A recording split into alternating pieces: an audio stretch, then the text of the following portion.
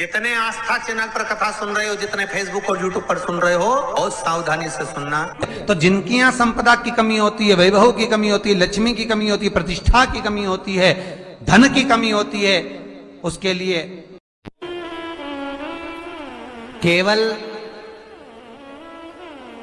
3 दिन ऐसे रहेंगे, 3 बार ऐसे रहेंगे, 3 तिथियां ऐसी रहेंगी, 3 समय ऐसा रहेगा जिस समय पर तेरे द्वारा निर्मित शूल को भी शिव धारण करेगा और जगत का कल्याण करेगा।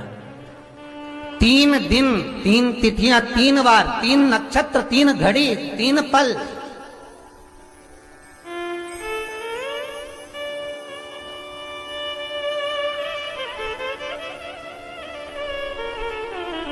जिसमें बाबा शूल भी धारण करते हैं, और शूल अकेले धारण नहीं करते महाराज। जो धतूरा होता है ना, दर्शन करें धतूरे के, कांटे कांटे सा होता है धतूरा, तो वो धतूरे के साथ में बाबा शूल धारण करते हैं, बेलपत्री के शूल को। ये बहुत बहुत आनंदमय कथा है महाराज जी। जिसके जीवन में हमेशा कांटे ही मिले हैं।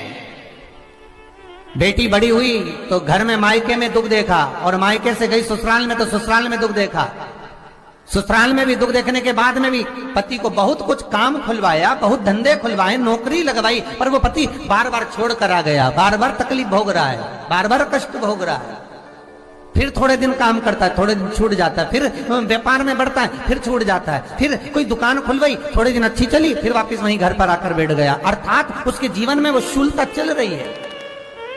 तो बाबा देवाधिदेव महादेव कहते हैं, ये 3 घड़ी, 3 पल, 3 नक्षत्र, 3 समय, 3 दिन में जो शूल मुझे समर्पित करता है, उसके जीवन से मैं शूल हटा देता हूं। वो 3 दिन लिखे स्कंद पुराण।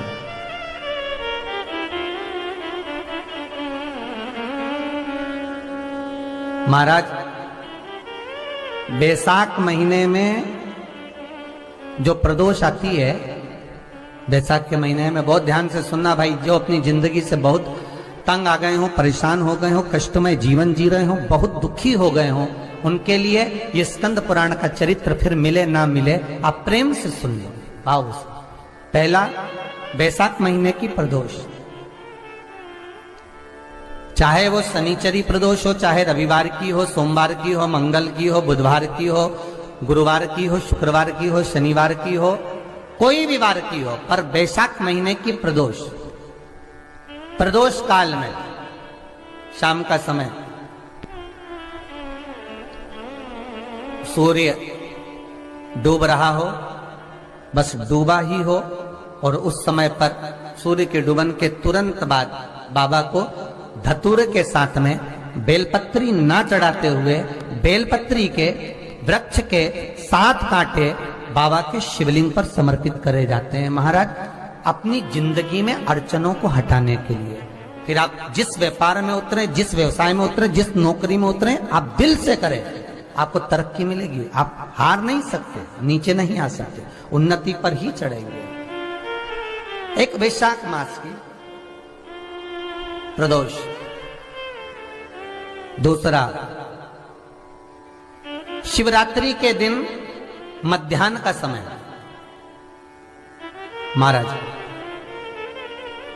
जो बड़ी शिवरात्रि होती है माघ की, बड़ी शिवरात्रि के अंतर्गत मध्याह्न का समय, दोपहर के ठीक 12 बजे, चाहे फिर वो कोई भी दिन हो महाराज, शिवरात्रि जिस दिन पड़ रही हो,